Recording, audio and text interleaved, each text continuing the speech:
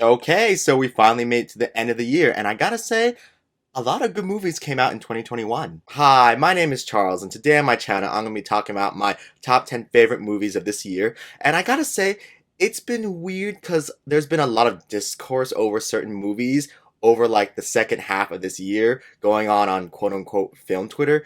And it's just been really annoying to see, and that's why I usually don't tweet about movies I watch and like. So if you want to hear my thoughts on movies, like follow me on Letterboxd because I usually write things down there. And sometimes I'm like, are people even reading these reviews? But then when people like unsubscribe to my account, I'm like, y'all are reading it and you didn't like it, so good riddance. But yeah, I usually don't tweet because people on Twitter are kind of insane sometimes. So most of my thoughts are on Letterboxd, but I just thought it'd be fun, like I do usually every year, to make a top 10 movie list and basically just share my thoughts on why I chose those movies. I haven't seen all the movies that came out in 2021, obviously.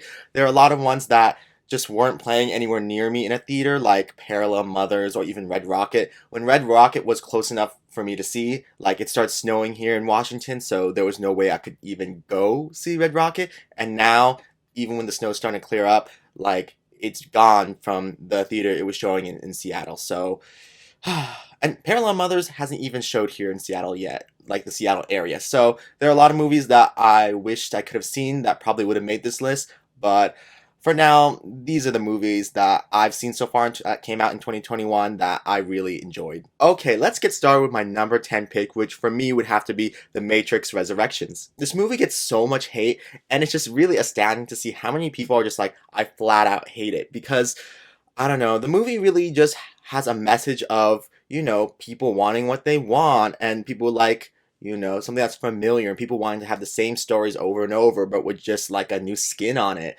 And I don't know, I just feel like everyone who's mad at the movie and hates it are just, kind of offended that they're being called out the way they are. Because personally, I thought the movie was a lot of fun. I think that it's a very romantic movie, with the core of the movie basically being about, Neo and Trinity and their love for each other. And even though there's not as much like gun action in this movie as there was in the first, I feel like, Lana is trying to make commentary on being like, we don't need guns to like, fight people off.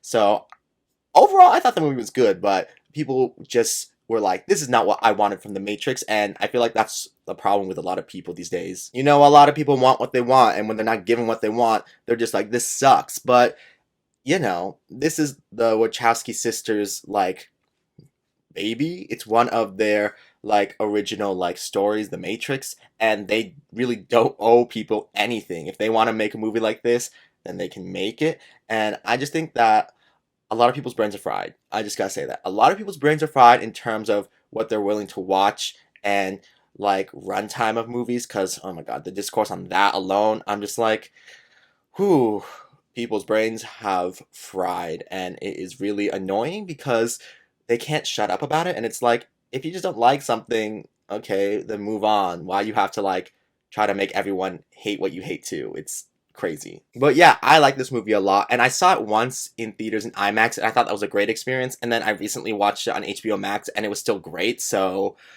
I was like, y'all, this movie was, in my opinion, more exciting and more fresh than Spider-Man No Way Home. That movie I'm not gonna touch. I'm not gonna touch. All I'm gonna say about that movie is that I like it. I like it. It's entertaining, but it's fan service and nostalgia all wrapped into one. And it's like, if you didn't have spoilers, if you haven't seen that movie, if you didn't have like Toby and Andrew come back, would you really be enjoying the movie? And if you actually think about the action sequences in that movie, are these action sequences actually, exciting and new and fresh, or are they just okay action sequences? Because that's what I felt from Spider-Man No Way Home. This movie, it's like, I'm not saying the action sequences were like amazing, but I think the story overall stood on its own. And also, I think that, some of the effects they used in this movie were like practical, not CGI. Like, another spoiler, like in this movie, in The Matrix, when they jump off the roof at the end, like, that's not CGI. Like, they actually jumped from a building. They had harnesses on and all that, but they actually jumped. So I just think there's a difference in filmmaking, and once again, I just think people are they're used to now getting what they want, and it's very annoying because it's like sometimes you just gotta be given something and maybe you'll like it. If you don't like it, then it's whatever. But it's weird how people are just like, I know the Matrix, because the whole scene in the Matrix Resurrections when they're brainstorming ideas for the Matrix 4, I was like, this is very like on point with what they're saying here. Okay, enough of that. Let's move on to my number 9 pick, which would have to be Come On, Come On. I've been looking forward to this movie for a long time. I really like Mike Mills movies. I love Beginners and I love 20th Century Women, and I was very excited to see like what Come On, Come On was going to be, and this movie is absolutely great.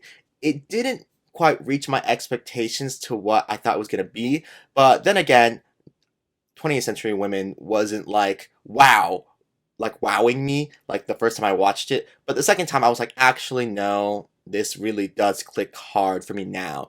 But maybe that will be the same thing when I see Come On, Come On again. But overall, Come On, Come On is just a great movie. It's a very small movie, and it's very sad because the weekend it came out, I was able to see it, and then the next weekend it was basically gone from theaters. It was only having one showtime in the theater near me, and it was sad because once again it shows that if people aren't watching these small movies in theaters, they're just gonna let them go and use that theater space for bigger movies. And it's just quite sad. It's quite sad because this movie is really beautiful and moving. All three main actors in this movie are fantastic. Joaquin Phoenix, Gabby Hoffman, and Woody Norman all should be getting Oscar nominations.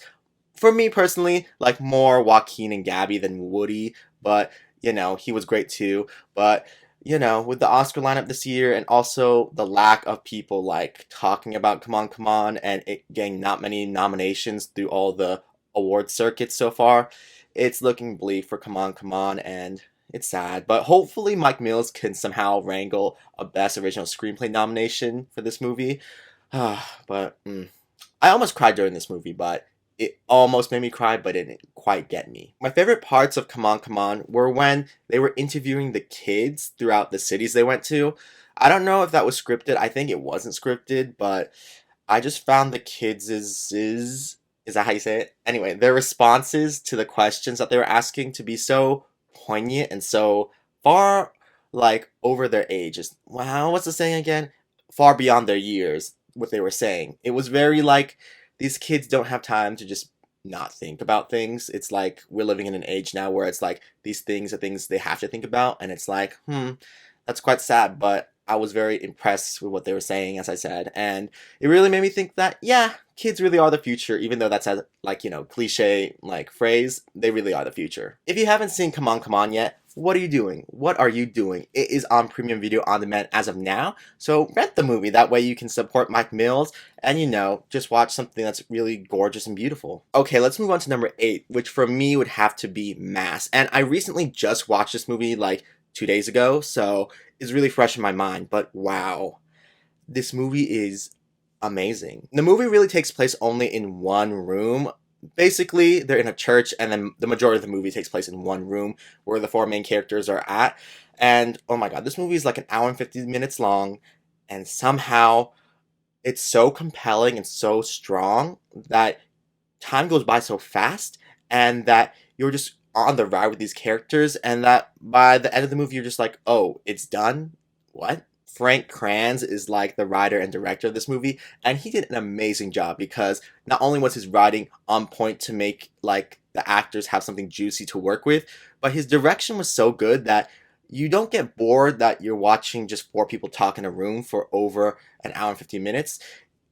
Oh my gosh, so good, so good. And not to mention the 4 actors who anchor the movie. My god. I mean, Oscar nominations should be happening for all 4 of them. I mean, I prefer if it would just be, Martha and Jason and Anne, because Reed, I get that his character was what he was, but he was more steely and didn't have, in my opinion, like a big moment. Unlike the other 3. The other 3 had moments, and I'm like, I don't know. Once again, it's the character that Reed plays, but the other 3 actors, their characters all had moments to like kind of give a monologue and then kind of break down a little bit, but not Reed. But he's still great and he should get a nomination too, but it's sad because I don't think this movie's going to get really any Oscar nominations outside of maybe screenplay and maybe Anne Down for supporting. But I just really hope with what Bleecker Street is doing, which is just showing the movie directly to voting people in the Academy, like at screeners, like press screeners, not like ones being sent, like the holding viewings for Academy voters, like those and the Q&As they're holding. Hopefully, it just powers the movie to get nominations because really, this movie should be getting 5 Oscar nominations, all 4 people for acting, and then original screenplay. I think the direction's amazing too, but there's no way Frank can get a directing nomination because the directing like lineup right now at the Oscars looks very tight, and the 5 people who are predicted are pretty much locked at this point. So I'm just like, Frank, try to get that screenplay nomination. There are times in the movie that I was just lying on the couch and all of a sudden, like, there were tears coming down my eyes, and I was like, oh, I don't feel sad, but what they're saying, I guess, really did connect to my brain because I'm crying. And, whew, too many tears, too many tears. But this movie is just masterful. And, God, more people need to watch it. It didn't really show in theaters at all. And it's about to come out on Blu-ray soon. I was able to rent it online, so you should rent it too because it's only $5.99 to rent, and it's very much worth the rent. Rent. Speech classes. Speech classes. Sometimes my R's sound like W's if I don't, like, try hard enough. So, Okay, let's move on to number 7, which for me would have to be Dune. Going into Dune, I had only really watched the, David Lynch version of the movie. I hadn't read the book, so that was my only, like, knowledge going into the movie, but I love Denis Villeneuve, and I like the cast of the movie a lot. So going in, I was like, okay, there's no way this could be bad. There's no way this could be bad. And when I came out of the movie, I was like, wow, that was cinematic. That was amazing. It's gonna get so many Oscar nominations because it's doing something new. It's cinema, it's art, and at the same time, it's very entertaining. So it checks like off all the boxes, and people are like they want Spider-Man Far From Home to be like a Best Picture nominee and get a bunch of other nominations, but I'm like, that movie doesn't do anything new. It's just giving you guys what you want. But like Dune is doing something new. The visuals, like the artistry on display with the production design and also the costumes and the actors and the score and the direction and adapting the book into this movie, doing it very well. Like it's only part 1, but that's how they were able to adapt it really well by giving it time to breathe. This movie is just so good, and every time I rewatch it, it just gets better and better with every viewing. My favorite moment in Dune is when Timothy Chalamet and Oscar Isaac are walking. It's near the start of the movie, and then Timothy's like, "What if I can't be like the next leader of our house?" And then his dad, Oscar Isaac, is all like, "You only need to be the thing." What was it? The line was something like, um, it was like, God, I can't remember what the line is, but basically the gist is it's like you only need to be you've already been the thing that I need you to be, which is my son. And I was like, ooh, ooh, God. He said, I don't need to like put expectations on you because the only thing I need you to be is my son. And I was like, oh, oh, oh. Emotions.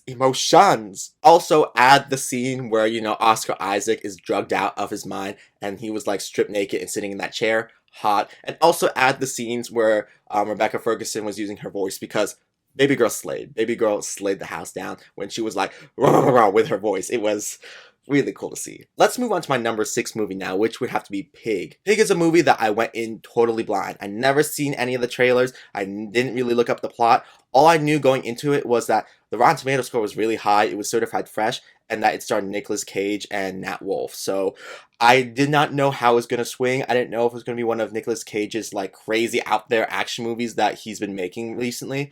But I was so surprised with what this movie actually was. Just like Mask, this movie deals with the topic of loss and grief. Mass is talking about forgiveness too, but in this movie it's more about grief and how hard it is to like go through grief and how people say that like you get over things like fast, but sometimes, like as this movie shows, grief really lingers for a long time, and it's very hard because sometimes people just don't have the means to deal with it really effectively and fast. Nicolas Cage is giving one of, if not the best performances of his career in this movie, and I'm very scared because I don't think he's gonna get an Oscar nomination. People are saying that he's like the Ethan Hawke of the first Reform kind, where it's like he's amazing, but he's not gonna get nominated, and it's very sad because I really do think that Nicolas Cage and Pig is probably my favorite performance of the year. It's just his performance is just so lived in, so nuanced, and it's just I it just wowed me. It just wowed me, his performance in the movie. And I just think that his Oscar win for Leaving Las Vegas wasn't really deserved. And if anything, he probably should have been like nominated for a Moonstruck for Best Supporting Actor and won that year. But I just think that a nomination for Pig is what he deserves. And if he gets a nomination, if that somehow happens, I would probably vote for him if I was in the Academy, because I just think that out of all the people who are probably going to get nominated this year, that he is honestly the best like performance overall this year for a male actor. This movie basically being like John Wick but for like chefs and like suppliers for chefs was something I did not expect. It was like that, and then it was more about a movie about grief, and I was like, oh, once again, Gooped and Gagged, and Nicolas Cage really does do things that no one expects him to do, which makes him a very like interesting actor to watch, because you never know what he's gonna give you. And in this movie, he said, "I'm gonna give you guys everything," and he did give us everything, which is why I'm like, it's crazy that a lot of people just sleep on this movie. No one really watched it in theaters, and it doesn't seem like a lot of people are watching it on like video on demand. So I don't know what y'all are doing. I don't know what all y'all are doing. It's only like an hour and a half, so watch the movie. Okay, let's move on to my number 5 pick, which would have to be In the Heights. I was really not looking forward to watching In the Heights when it was coming down the pipeline this year. I mean, I'm not the biggest Lin-Manuel Miranda fan, because I think that a lot of his writing sounds the same, and honestly, yes, the music here did sound like the same as Hamilton. I know this one came before Hamilton, but it was just too similar, and I was like, okay, I don't know how this is gonna go. But you know, the direction from John Chu and the acting from everyone involved was really masterful. And honestly, the production design, the songs themselves, even though like they have a sameness to them as expected from Lin, it was still pretty great. And overall, the movie just really shined like brightly when I saw it. I was actually gonna put Steven Spielberg's West Side Story at number 10 on my list, but at the end of the day, I'm still not the biggest fan of the story of West Side Story. If you haven't seen my West Side Story review, like it's on my channel, so go watch it if you want to. But like, I think that movie is super well made. But the thing is, so is In the Heights. I think that movie is super well made. And overall, I just like the story of In the Heights better. And I just think that they really brought it with In the Heights. And it's sad that Warner Brothers isn't really pushing it anymore. They were like, it's fizzled out. We're not going to waste our time with it. And I just think that's sad, because I think In the Heights has more exciting things going on in it than, West Side Story. The thing that's propping up West Side Story is like the strong performances and the technical achievements done by Steven Spielberg and the rest of the behind the scenes crew. But if it wasn't for all that, then I would be like, this movie is not it, because I'm not the biggest fan of the story of West Side Story. And that's kind of sucks, because, you know, Tony Kushner adapted this musical, and also the music is from Stephen Sondheim, who's recently passed away. So it's like I shouldn't like not like the story and the songs, but I'm just not the biggest fan of them. I'm only a fan of America. Like Ariana DeBose ate in that scene, but like really the music in the Heights, even though as I said it has a sameness quality because of Lin, I think that it's just better. It has a lot more emotional resonancy, whatever the word is. And also, it's just a lot more fun. Like, In the Heights, I'd rather watch In the Heights than West Side Story. The 96,000 musical number, and the blackout number, and also the number where the abuela is singing, and also the number at the very end of the movie when it's basically like, home isn't where you are, home is where the people who are around you. Like, all 4 of those sequences really like popped off. Like, all the sequences in the movie, all the musical sequences, they're great, which is why I'm just like, this movie is honestly the best musical of this year, and it's just one of the best musicals I've seen in a long time.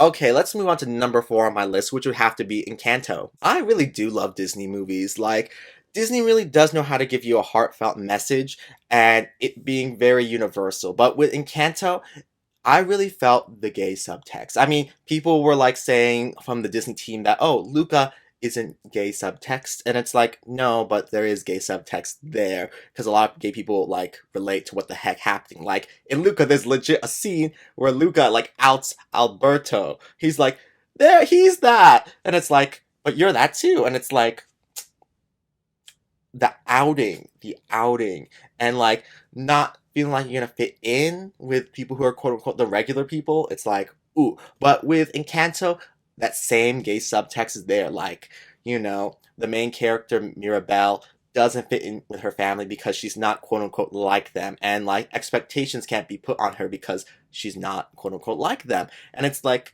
the Uncle Bruno, it's like he is like kind of like the rest of the family, but at the same time he's not because he can't be what like his mother needs him to be. So it's like the subtext of like, like a straight family, and it's like them not being able to do anything with their gay like kid in their family because it's like they don't fit in and they're not like them. Very, very resonant. Like, I really felt that shit. The music in the movie, it's good, but my only like two favorite songs in the movie are the We Don't Talk About Bruno song, and also How Far Can I Go? Is that what it's called? Oh, and the last song. What is the last song called? Um All of You, I'm pretty sure is what the last song is called. So all three of those songs are huge bops, but the other ones I'm just like, they're okay. The writing for them is okay, and like the performances from them, from the actors singing, they're okay. Which is why I could clearly tell that like the actors in this movie weren't like trained musical singers, but that's fine. But it would have helped if they were better at singing. The story's message about family in Canto is super strong, and the sequence where it shows Abuela's life with her husband before like he died, and honestly going up into the moment he died, tears were brought to my eyes both times when like I saw it in theaters and then when I saw it at home when it premiered on Disney Plus on December 24th. In theaters, I remember I was crying for like the last 10 minutes of the movie, and my mask was super wet, and it was awkward because there were kids around me, and I was just like, I can't stop crying. Like, my eyes are just wet and my nose is running because I am in my feelings right now. Encanto really is Disney's best, animated movie in a long time. I know Raya and the Last Dragon came out this year, but something about that felt lacking. I think the message of like forgiveness in that movie, I was like, this is too clean cut and cookie, like bleh, cookie cutter is what people say. So I was like, this is a serious topic you're dealing with, and I don't think you handled it that well. But when it comes to all the Disney animation movies they made in the past few years, I just think Encanto really is one of the best ones I've seen. It's looking like it's gonna win Best Animated Movie at the Oscars, and honestly, well deserved because it really is that bitch. Okay, let's move on to number 3, which for me would have to be The Power of the Dog. I actually read the book before I watched the movie, and I was so proud of myself because it's been such a long time since I've actually read a book, and as a kid I really loved reading books, so reading this book and then watching the movie felt so right. But reading the book really helped me like acclimate to the pace of the movie, because reading the book I was like, this is a pretty slow paced book, and not much is happening throughout the book. It's not like something that's like crazy things are going and happening in the story. It's more slow and methodical. So going into the movie, I was like, so it's probably gonna be like that too. And also, I was able to see what they cut from the book, and I was like, interesting, Jane. Interesting what you cut out of the movie.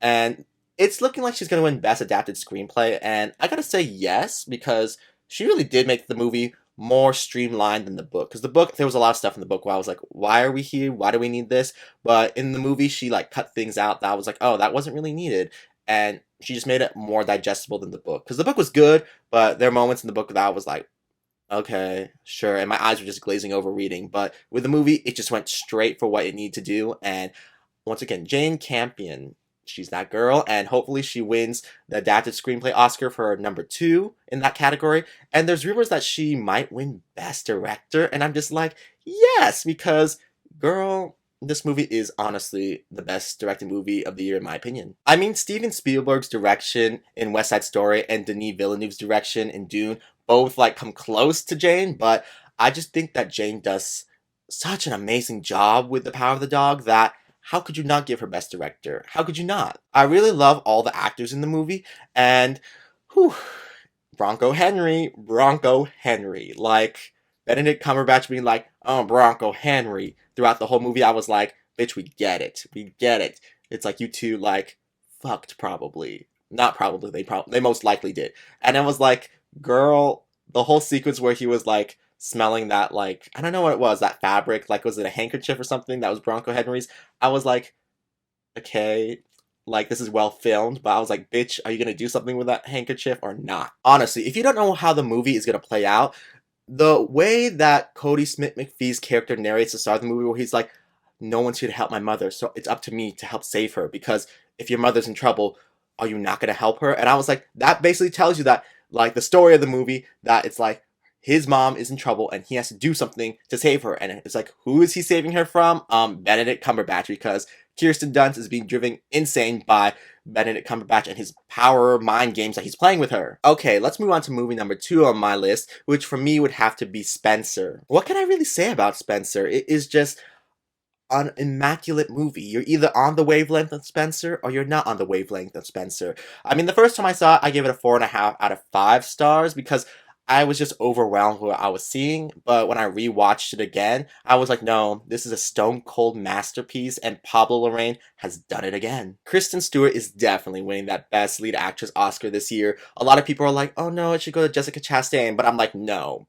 No. Kristen Stewart is already winning the most awards this season, and honestly, just give it to Kristen because she's amazing. Her narrative arc for the award season is amazing, and overall her performance is amazing too. So I'm just like, for me, she checks off all the boxes to why she should win. So I'm supporting Kristen 100%. And yes, I just love this scene where she's like gonna throw herself off like the stairs and like try to kill herself, but then the ghost of Anne Boleyn is like, girl, just tear off that pearl necklace. And then it goes into like the breaking of the necklace montage sequence, which shows like past versions of Diana. And that sequence is just so beautiful and so compelling. It really just is cinema. It's cinema. This movie should be getting a lot more nominations and probably should win a bunch of Oscars other than just for Kristen Stewart, mainly for score for Johnny Greenwood and cinematography for Claire Mathon. But that's not going to happen because I think that maybe Kristen might be the only one getting a nomination. So it's very sad. It's very sad because I think Spencer is a stone cold knockout, but once again, you either like the movie or you don't like it. And for me, it was very much my shit. Okay, and the last movie on my list, which is my #1 movie of the year, would have to be the February movie release, which was Barb and Star Go to Vista Del Mar. This movie is just silly, it's absurd, it's fun, it's colorful, and stupid, and it's just everything that you could want in a movie to just make you happy and to have joy, you know? Kristen Wiig and Annie Mumlow did an amazing job writing the screenplay. I actually read the screenplay because it's on this website, I forget what it's called, where they like post screenplays for movies, and it just inspires me more to like want to write my screenplays because they're just brilliant, and the story going on in this movie is just so funny. It's so funny, and oh my god, I just have so much fun when I watch this movie. No movie this year has elicited like the joy and like surprise that this movie has. I mean, Jamie Dornan singing and like his whole sequence in the movie where he's like singing and climbing up a coconut tree, not a coconut tree, a palm tree. Whew. My god, there are so many moments in this movie where I'm just like, he really did that, and that will be burned into my memory forever. One of the things I keep saying to myself every once in a while, randomly, will be like, Trish, at Christmas? Forget it! If you haven't seen Barb and Star Go to Vista Del Mar, I believe it's playing on Hulu if you have Hulu, so go watch it because it's an amazing movie, and I just think that more movies should be fun and stupid and like absurd and just there for you to like laugh and have fun with. So that's exactly what Barb and Star is. And, you know, if you once again can get on the wavelength that it is on, then you're gonna have an amazing time with it. It was supposed to be a surprise movie like before the pandemic happened, and I gotta say, if I went into this movie stone cold blind, like just went and bought a ticket the way I did with Pig, then I probably would be like, this movie is out of this world. Like the movie is still out of this world, and it's in my top like 200 movies of all time. But I just think that, you know, the way it came out, a lot of people just didn't see it, and some people were just like, ah, this is just too absurd for me. But I'm like, yo, some people who be saying that like stupid shit like Anchorman. So I like Anchorman, don't get me wrong, but I'm just saying, misogyny, perhaps, perhaps for why some people don't like this movie and calling it absurd when they like other absurd movies. Perhaps. Anyways, you guys, that was my top 10 favorite movies of 2021, and I have a lot of other favorite movies that I've watched this year, like Malignant or Nightmare Alley, but I just don't want to put them on my list because, first of all, it's a top 10, so it's a type top 10 movies. But also, those movies, like, they just couldn't compare to these 10 movies I've already listed. I'm looking forward to 2022 and the movies that will come from it, but I'm also, like, really looking forward to seeing the movies that I missed from this year, like, as I said, Parallel Mothers or Red Rocket, because I just really love Pedro Almodovar, and I recently rewatched Tangerine from Sean Baker, who directed Red Rocket, and I'm just like, I am ready to see Red Rocket as well. So it's sad that sometimes I don't get to see like movies from the current year until like the next year because of availability and where I can watch them. But you know, it is what it is. Anyways, you guys, tell me down below in the comments what you thought about my top 10 list, and be nice. Be nice, because people really be rude, and I'm just like, if y'all don't like my choices, just be like, well, I don't like your choices. Don't go into a long rant, because some people, when I talk to people online, it's like they give me a paragraph, and it's like, oh, I didn't know y'all had that in you to write a paragraph, but okay. But let's just try to keep things nice here, because, you know, this is just my opinion on these movies, the ones I liked, and my thoughts on them, and whatever thoughts else I said in this movie, like, those are my thoughts, and it's like, they're valid, so it's like, whatever. But yeah, and also tell me what your guys' favorite movies were of this year, because it's always interesting to see what people are watching and deeming the best for them, because I don't know. It just gives me a good gauge to see what people are actually watching. So thank you guys for coming to my channel and watching this whole video. And yeah, I'll see you guys around in the next video if you're around for that. So until then, I'm gonna go now. So yes, bye.